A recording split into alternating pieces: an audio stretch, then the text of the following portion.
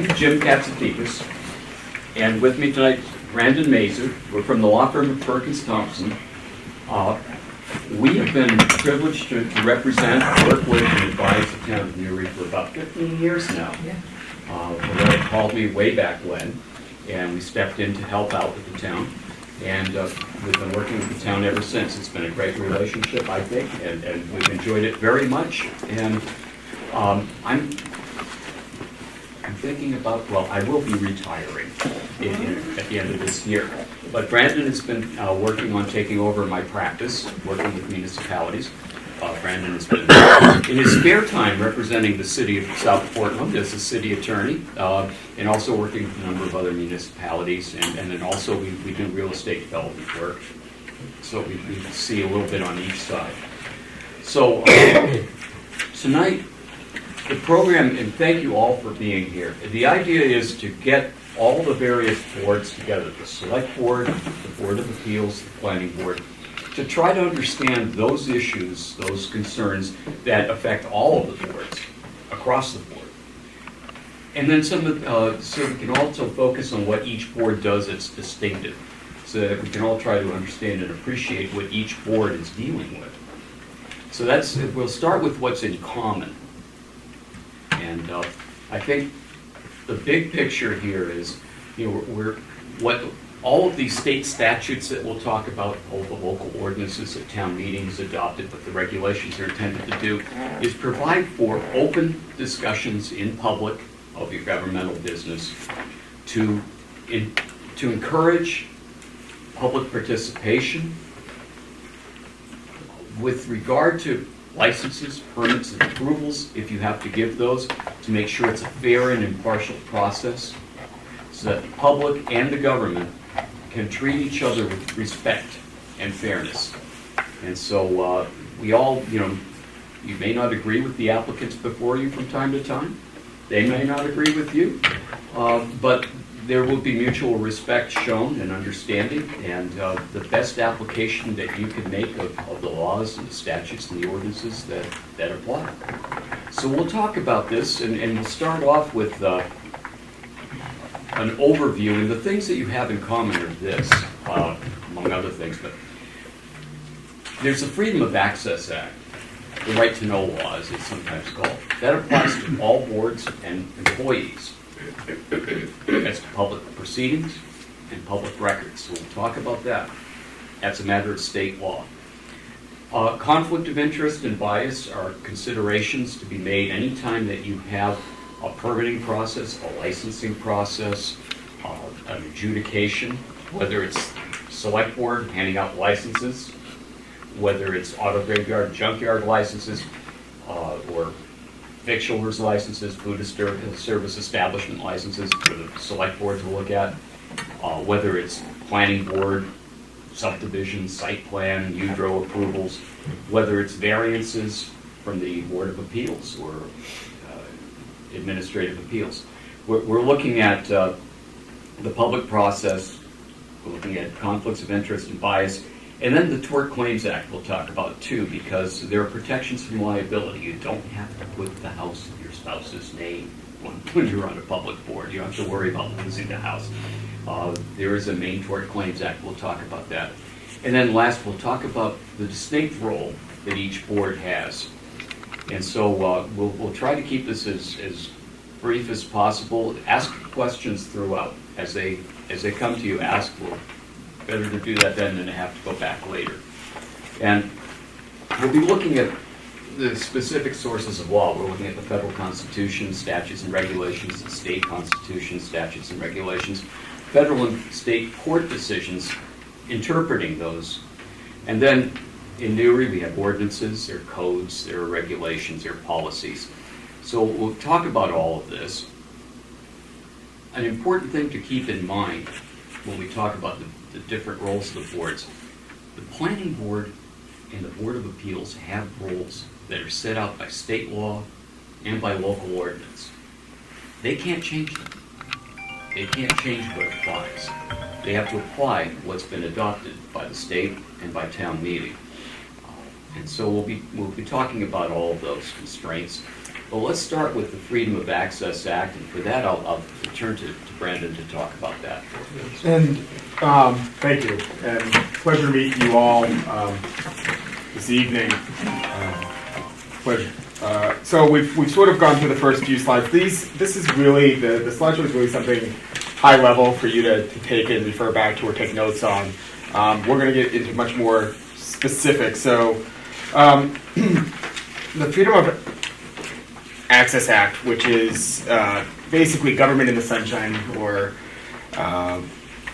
open government law, is the law that guarantees access to the public to two categories of public business: public proceedings, so meetings, and public records. So we're going to go through the different things, but requires the Freedom of Access Act requires that the board allow the general public to attend board meetings and workshops, to open its records for public inspection, and to give prior public notice of its meetings. So the three big words there are be able to attend, the public records, and then the public notice. So the public proceeding is pretty broad. All meetings of municipal boards and committees, whether regularly scheduled meetings or specially convened, informally convened, impromptu, or emergency meetings. So this can apply to any meeting where you plan to deliberate amongst yourselves, even if you're not taking public comment. If you guys are meeting, it is a public meeting.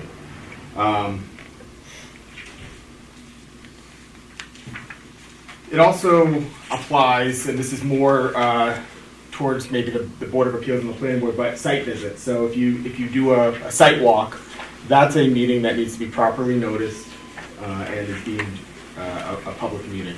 It also includes workshops. So even if you're not making any decisions, still a meeting. And one quick add on that, when you're doing your site visits, if you're on the planning board or the zoning board of appeals, they should be noticed. The public has a right to attend. And make sure you don't individually go to a site, because that can cause some problems, especially later. Somebody might say, well, yeah, I talked to the applicant. You have no idea what might have been said. If the public doesn't have a right to be there, there will always be the suspicion of what was said. We don't want that. We want everything to be open. And so advertise the site visits, do that as a board. It's not a time for a hearing. It's time to just, where is this going? What are the routes? Show me the sites, so that when you get back to have your meeting, you have a better understanding of the site. Don't do individual site visits. And it would be wise not to try to do too much interaction with an applicant or with members of the public at a site walk. It's really hard to keep the record and keep the minutes that way.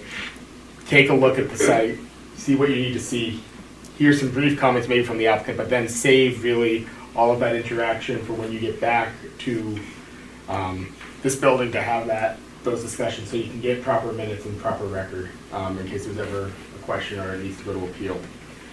So in terms of notice, there's no specific notice requirement under FOA.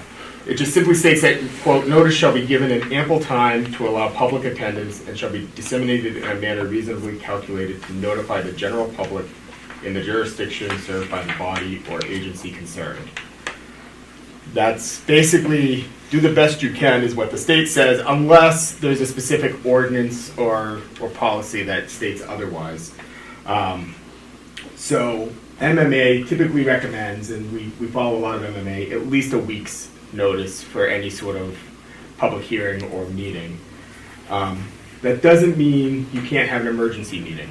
And there's a specific procedure in order to hold an emergency meeting. They should be used sparingly, but they are able to be done. And in that case, if you need to have an emergency meeting, in essence, the media, to the best of your ability, needs to be notified of the meeting and include the time and location, and it has to be in the same or faster means used to notify members of the agency conducting the public proceeding. So if you guys are scheduling an emergency meeting via email, you should send the email to the media to let them know of the time and place. And it's not like they're going to run something on the media, it's just that they can send someone, their stringer, to that meeting. And when we talk about an emergency meeting, this isn't going to happen very often, but let's say that the culvert washes out and you need to appropriate money that night in order to be able to get it fixed in time. That might be an emergency meeting. It's very rare. What you'll see more commonly, you all have regular meetings. I look on the website and I'll see what your meeting nights and times are. But that may not be enough in order to get all your business done. You might know that you might need to have a special meeting. And you usually can schedule that still with 7 days notice, and then that would be fine. So regular meetings, special meetings, emergency meetings are the ones where, okay, we better do this tonight because we need the money to get that culvert fixed tomorrow morning. And then moving on to, and this one gets trickier and trickier as technology becomes better and better, but discussions via technology and email. So the goal really is to avoid violations of the Freedom of Access Act. So the constitutional right to due process, board members should not have any discussions with other board members regarding an application or other substantive business outside the advertised board meeting. Non-substantive issues, scheduling a meeting, availability, those type of things are generally okay. Just don't get into the specifics of any sort of application, license, decision that's before you, because that could be deemed a meeting and a violation of the Freedom of Access Act. All of these discussions are supposed to be done within the public realm. So if you're a board chair and you say, hey, is everybody available to have a special meeting in 2 weeks? That's fine, that's procedural.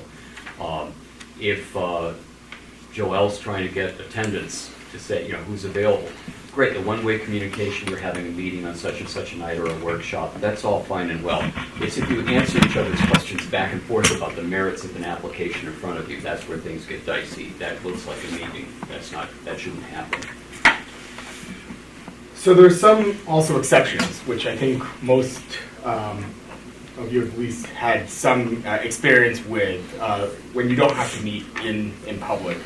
I'm going to speak specifically about executive sessions. So under Freedom of Access, there's a number of exceptions. One of them that we are often included on are executive sessions where the board is trying to consult with its attorney for legal matters, potentially selling or purchasing property where those discussions, if they were held in the public, would put the town at a disadvantage. Settlement offers, discussions with the code enforcement officer, Jim. Employment or disciplinary matters, those all get done in executive session. But where we see the most is when you need to consult with us in executive session on your legal rights and responsibilities. It has to be with the lawyer, available either in person or speakerphone, so you can communicate back and forth. You can't have an executive session saying, "Hey, we just got this letter from Jim. Let's talk about it." That's not a lawful executive session. The attorney has to be present either remotely by phone or video, like a Zoom conference or something, or in person in order to have those.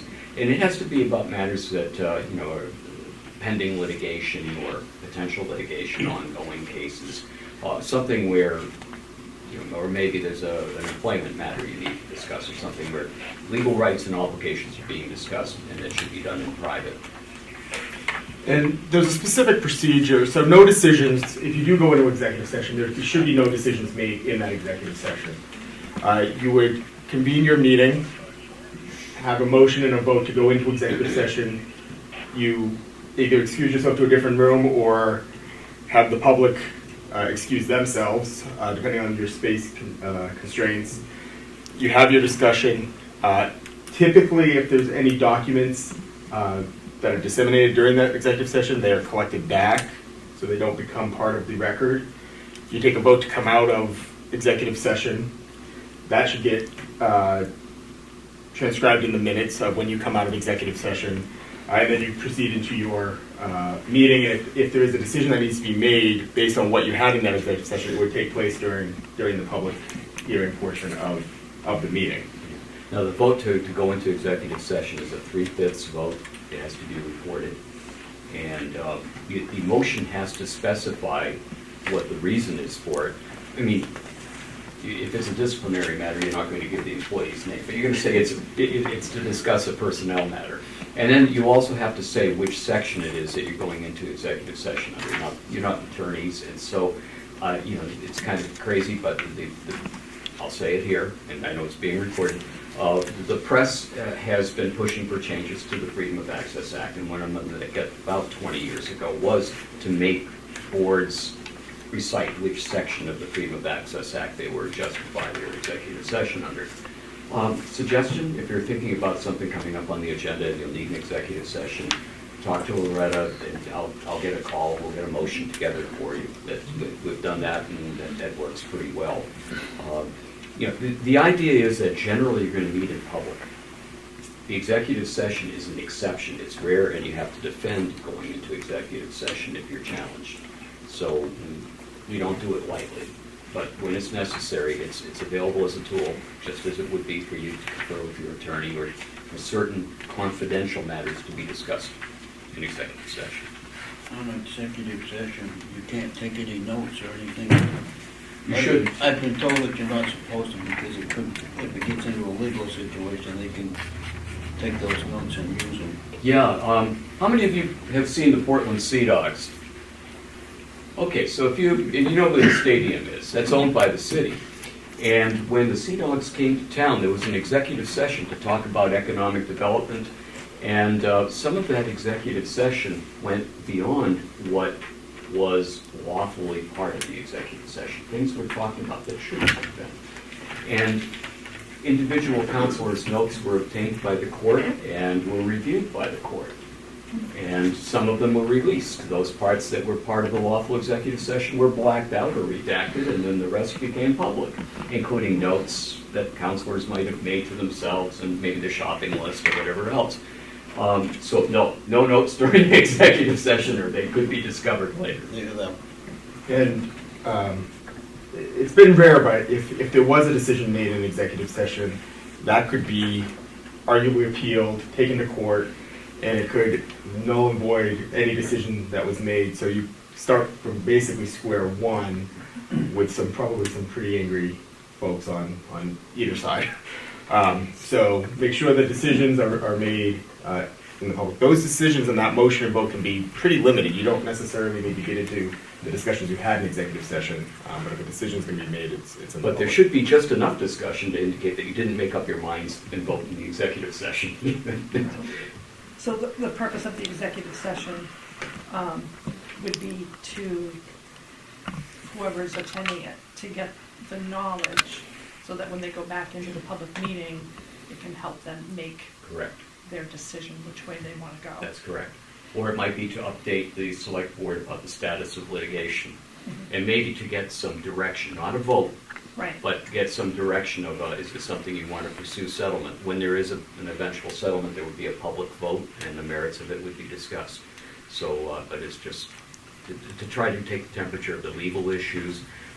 In an employment setting, an entire hearing would happen in executive session unless the employee who had the matter pending waived it in writing. But just to protect everyone, Right. Everyone's rights in that instance. And you want to be careful who you invite into executive session. So it's typically the board and the attorney. It's not normally an applicant. It's not others. It's really for the board to discuss the matters that would somehow fall under the exception or put it at a disadvantage to occur.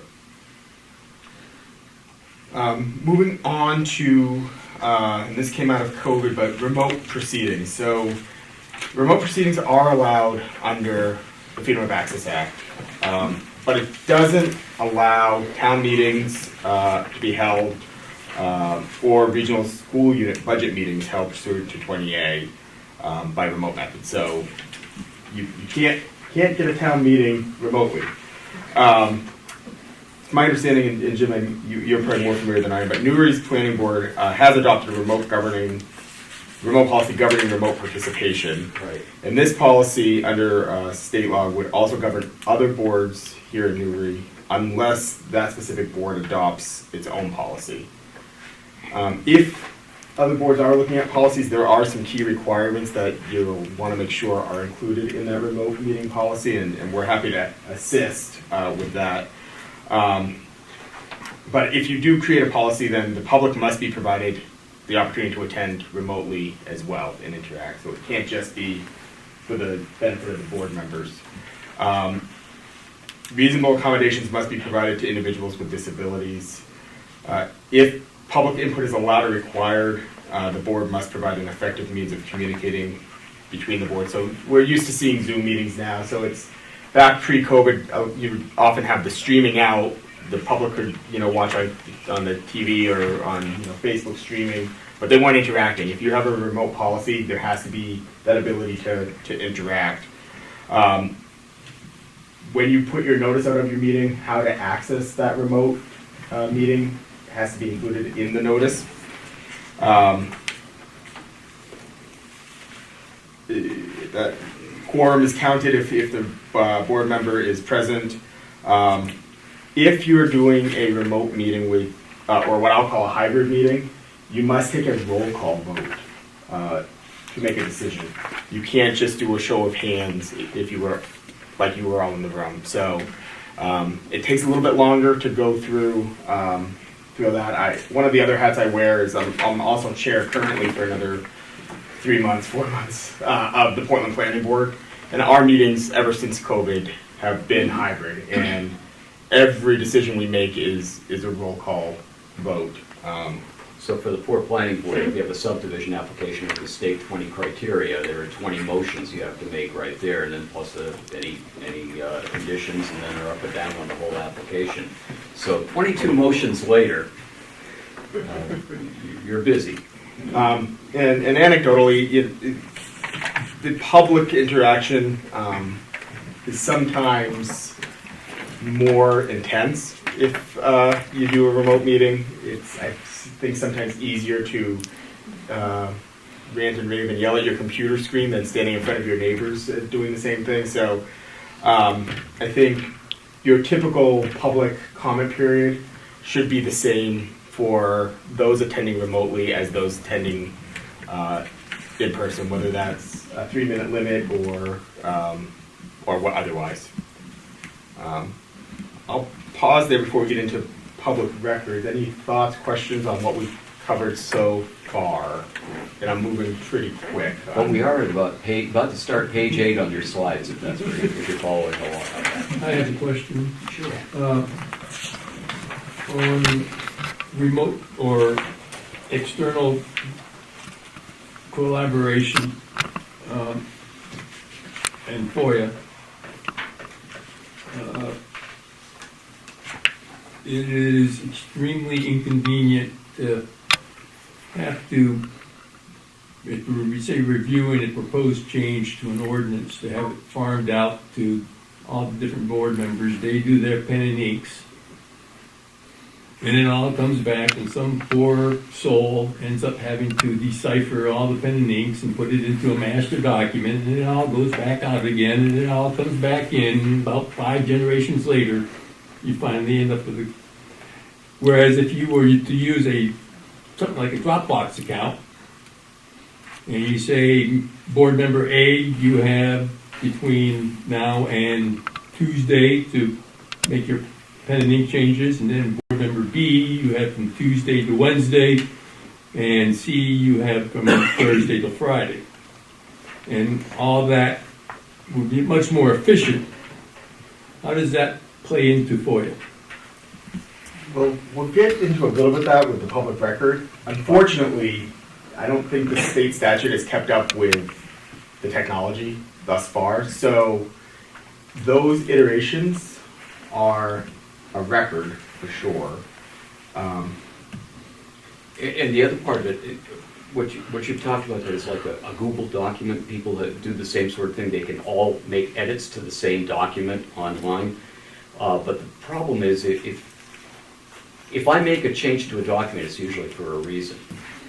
And I haven't expressed that reason in public. I can send them all in, and you can collate the drafts and then bring it to a meeting and everyone can talk about the changes. But if I make changes and then you make a change, are you having a meeting or not? Well, that's my question. Yeah, I know, I understand and appreciate it. It's beginning to sound like it, especially if I'm telling you why I'm making changes as I go along, because you might want to know. But the alternative is extremely inefficient, I agree. especially for a small town like Newry where we don't have support staff. So the Right. board member ends up being the clerk. Yeah, understood. And I don't have an easy answer for you. I didn't think you would. Oh, I wish I did. I wish I did, and you know, it's hard. We'll talk to this maybe. Well, let's talk about it now. Newry has big community problems in some ways because of the level of investment and development that you have. Whether it's homes, whether it's the mountain, whether it's the support structure, the infrastructure, you get some pretty high level development. And well, no, I'm being facetious. you I'm do. sorry. No, you do, and it isn't like what you'd see in a smaller town that might not have a planner. And so that's something, you know, Lord, will kick me under the table, I'm sure. But no, I've mentioned the idea that you know it would be really helpful to have a planner or a part-time planner or the services of a planner on an hourly basis available to help the town and help the boards. Well, yeah, because but we used to have that with, who did she work for? Adcock. Yeah. But you know, Shelley. Shelley Norton over at Adcock, yeah, and She's awesome. she left and she's working. Was Lewiston, city of Lewiston. Okay. Yeah. Yeah. And Adcock doesn't have the staff it used to Right. have. And what you've been seeing is that planners have been leaving some of the cities and towns and going to work in planning firms that offer themselves out on an hourly basis as attorneys do. But I think staffing is really something critical to look at because the level of what this town has to review is above what a lot of small towns have to review, and you need a professional staff or the assistance of professional staff to help you. One other one is the notification requirements for the media is extremely outdated. Our weekly paper comes out every 2 weeks now. Very difficult to get the required public notice posted, Right. and then very few people probably read that paper, which is why it's gone 2 weeks, because they don't have the revenue to do The revenue it. and the readership they once had. And so, again, technology and social trends have way outpaced the legal requirements or policies for notification. And again, I know you don't have an easy answer for that, but that's No, I mean, something the that needs to be- recommendation that I always give is still do it in the paper, but there's nothing that says you can't go above and beyond. So if you do have your Facebook page, put it there. It may not check the box necessarily for the statute. The courts haven't weighed in and the legislature hasn't updated to say, you know, just posting it on the Facebook page of the town meets the requirement, but it doesn't hurt. The more you can show and get it out there, the better. Generally posted at the post office and the town office and And the website. And the website, yeah. Facebook page. We try to So, get them all. You're doing what you can. Someday the legislature will act on that, maybe. Don't worry, we'll complain about that too when it happens. Because it'll be like 10 years late. Yeah. Maybe not the right fix, but they'll do, you know, in the It'll be the meantime. it'll be the new thing that we're Yeah. catching up with. Yeah. So I'm going to wrap up this section talking about public records. And a public record is very broad. And I'm just read this to show you how broad the statute is. Any written, printed, or graphic matter, or any mechanical or electronic data compilation from which information can be obtained that is in the possession or custody of an agency or public official of this state or any of its political subdivision, and has been received or prepared for use in connection with the transaction of public or governmental business, or contains information relating to the transaction of public or governmental business. So this includes minutes, agendas, things submitted to any of the board's drafts are included. So similar to your earlier question, if you have red lines of documents, those are technically part of could be part of a FOIA request in a public record. Correspondence to and from public on city matters, whether those are letters, faxes, emails, text messages, which is always fun. And it doesn't matter when or where you receive that. So if you're at home and you're not here in town hall, still considered technically a public record. And it includes board members' personal notes and email. And I always save them, but if I take notes during any of my planning board meetings, those are technically public records that could be requested. So if you do take notes, be careful what you take notes on. So I scribble during most of our meetings. So if I take those immediately afterwards and chuck them into the recycle pile, are they gone? They would arguably be technically a public record. Okay. Technically, Okay. it happens all the time. Yeah, if yeah. I'm being I mean, honest, we but- recycle after our planning Yeah, board meetings yeah, every meeting. And not to say that you have to save every agenda, as long as you have a copy. But if there are what I would consider substantive notes that you may want to Okay. save. Hang on to. Okay. Just Or be not the take- last one with the building. Huh? Just be the last one. Yeah. That's what you get all the new filing cabinets. Yeah, I don't know. Or we have scanners too. Yes. So you being appointed elected officials, you're still going to have correspondence with constituents that are personal in nature. So those typically, if it's talking about grandkids or what you did over Christmas, just because you've gotten it, that's typically not a public record. So personal correspondence is typically exempt. The grocery list. It's Not everything. Yeah. So with that, I'm going to kind of rally through some exceptions because there are a lot of them. So typically with public, there's typically somebody that's the person that is appointed as the forward representative, the public record keeper. Is that you, Loretta? Yeah. Unfortunately. Our public access officer. Yeah. Public access officer. So I'm sure Loretta's pretty familiar with a lot of the exceptions. We are often asked to opine for different municipalities on whether or not something should be released or, at the very least, redacted. So there are a number of documents that are deemed confidential by statute. There are a lot of exceptions that are sort of police records as well as juvenile justice records. So those would be exempt. Medical and EMS records. So if somebody's had to go leave the meeting by ambulance, those records are not part. Any sort of the attorney-client privilege communications, which is more limited than if you were talking to a lawyer on your personal level. So yes, the town has some attorney-client privilege. It's much more limited in this case.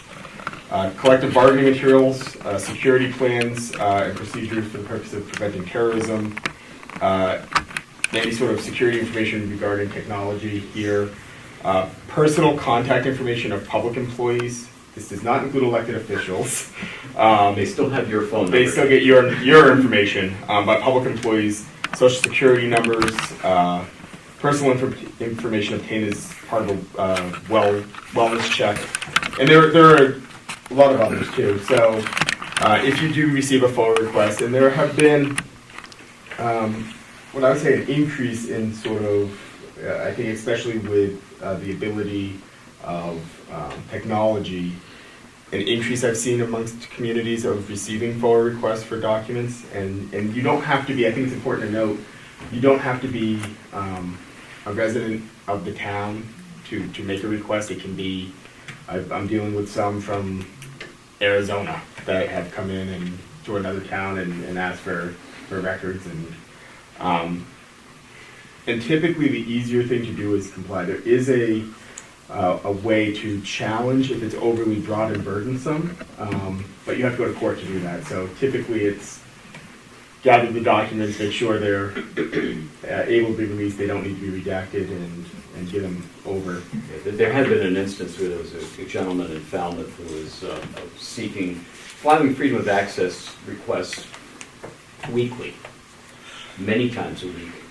Then he moved to Scarborough and started doing the same thing there. So finally, the legislature did something, but it is an involved process, and that isn't a problem here, I don't think. No.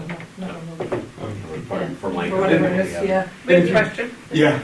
I just wondered how you feel about people not having like a board email. They're using their own personal emails for, even if it's just being notified of an agenda change, or using their own personal devices.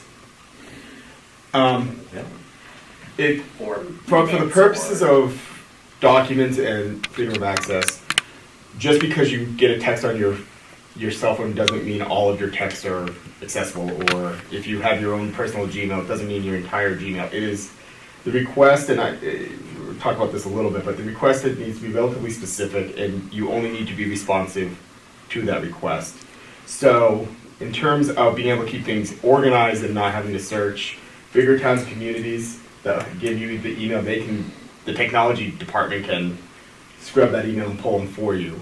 Unfortunately, in a small town, you're doing the search. I have to use my Gmail for Portland, so when the planning board in Portland I have to search my own email and my own text, as opposed to the city council down there, they basically have the technology department do it for them. So from my perspective, and Jim, maybe you disagree, but for the purpose of FOA, it's not concerning. It's maybe a bigger pain in the butt than necessary. Yeah, I mean, if you've gotten some emails about town business, planning board or planning board reports or select board on your personal computer, you may have to go, run those off or run off a copy or whatever. It's just, in some towns, you will get a laptop, and that will be for town business, and you will have a town or city account. And, you try to keep everything on that so that it's easier for everyone to deal with. That doesn't happen in every town in Maine. And so you may have to produce some of that that's on your own personal computer or device. And then just a couple of things to note. If you do get a FOA request, one, it doesn't have to be in writing. It's easier sometimes to have it be in writing, but it does not. The law does not require it to be in writing. So even if technically if somebody comes up to you and says, "Can I have XYZ?" That's probably enough to trigger it being a formal request. Like I said, it doesn't have to be a resident of the town. It can be pretty much anyone. If you do get a request, I would let Loretta know as soon as possible, because you at least have to acknowledge receipt of the request within 5 days. Doesn't mean you have to produce the documents within 5 days. You just have to acknowledge that, and then if either provide a denial if it's going to be denied, or a reasonable amount of time and estimated cost to produce those documents. So we use a form, yeah. Which, I ask them to fill out a form. and if they're willing to, great. Yeah. If they push back, Okay. Okay. Well, I was gonna say, because when they do a verbal request, they have to at least give some sort of contact information, or else how are you gonna do the acknowledgement? And it may be if they do that just, orally saying, well, I want X, Y, and Z, there may not be enough information there to tell you what they're looking for. You may need to follow it up with could you be more specific? We're not going to give you the town meeting report since 1900. Could you, Right. dial us in a Whoever's little taking bit? that verbal request needs to get their name and. 5 days, is that 5 working days? Yes. Like we only work 4 days a year. It was 5 working days. 5 working Yeah. days. yeah. So a lot of towns are starting to close on Fridays or Mondays. So we typically view those days as 5 working business days. So. So whoever takes the verbal request needs to make sure they get the person's name and email Yeah, address or right. phone number or something. Some kind of to contact. give And to it them. typically does. I mean, it's very rare that somebody. Right. But if somebody just walked up and Yeah. was Happens being on angry occasion, and but, yeah. didn't want to fill out the form, you should at least get enough. And again, Well, doesn't that come under, if you want to have more stringent rules than what the state says or whatever, if you have them sign it, fill it out manually. No, Are you suggesting a more stringent policy than what More the? stringent I don't, policy, I guess that's what I was trying to word I it don't as. think the home rule allows you to No. change. You can't amend state law. If the state says that you don't have to have it in writing, then Okay, that's kind of what I. Yeah, but it makes But there's sense other to places ask. that they let you go more stringent on it. That's what I was wondering if this was one No. of those cases. No, what they ask you to do on freedom of access, it's to be interpreted in a way to have the greatest public confidence and also to provide as much government in the sunshine. So if they ask you for it and you say it's supposed to be in writing, the court would probably say, well, that's more stringent and we're trying to get public information out there and so forth. But you need to find out enough so you can satisfy them. And just because a document contains something that may be an exception, doesn't mean you get to withhold the entire document. So if it, for whatever reason, if it had a social security number on it, that would be a situation where you redact that if the rest of the document was available. So, and technology's gotten a little bit better with sort of being able to PDF and black things out a little bit easier than having to do the old Sharpie, but it still can be time consuming. And one new wrinkle, the legislature's always improving this. And if you're going to deny a freedom of access request, you now have to cite the statutory basis for doing that. Not because I just didn't want to do it. Because I say Not that you no. don't have Yeah, time. and- You don't need that. I don't have time. Yeah. And there's, if you're gonna, technically, the statute requires if you're going to denial must be provided within 5 days of the request, which gets tricky because sometimes you don't know what may or may not be included or denied if you get a very broad request. So there's some generic language that we try to use that says maybe. You guys would be getting a call. We will wait for So, that one. Hopefully we don't have any. Right. happy to help. So, and there is some liability if a board willfully violates freedom of access. So the municipality or board members could be liable to pay a $500 fine for the first violation, $1,000 for the second within 4 years, and $2,000 for a third within 4 years. And then the statute also allows that certain decisions, if you made them in, as we discussed, in violation of FOA, that those could be overturned or deemed null and void. With that was my, it was close to a half hour. Okay, well, we'll try to bring this as promptly as possible, but one quick thing. We were talking about boards and board meetings. Most of your boards prepare agendas, right? And minutes. Agendas are not required by law, but they are a darn good thing for two reasons. Well, three. It lets the public know what's going to be discussed so they can make the decision, do I want to attend a meeting? It also allows the public to generally know what's going to be discussed and to have an idea of where when it's going to be heard and all. But for the board, it helps to organize the board so that so agendas aren't required, but they're a good thing. Minutes, strictly speaking, minutes aren't required, but they're helpful so that you know, what did we talk about 10 years ago? And because state law does require a record of every meeting, and that record has to be at least the date, time, and place of the meeting, the members of the body reported as either present or absent, all motions and votes taken by individual member by roll call. So that's the essential record that has to be kept. If you want to do more than that in your minutes, that's great. Your minutes do not have to be a transcript, but the idea being, give a flavor of what the major issues were. And so that way, you can refresh your recollection of something that started 3 months ago, or 10 years from now, another board can be taking a look at this and have an idea of what the issues were. So minutes are a good idea. The record is required by state law. And one last bit on follow-up. How many of you have had training in Freedom of Access Act? All right, how do you get your training? Planning board.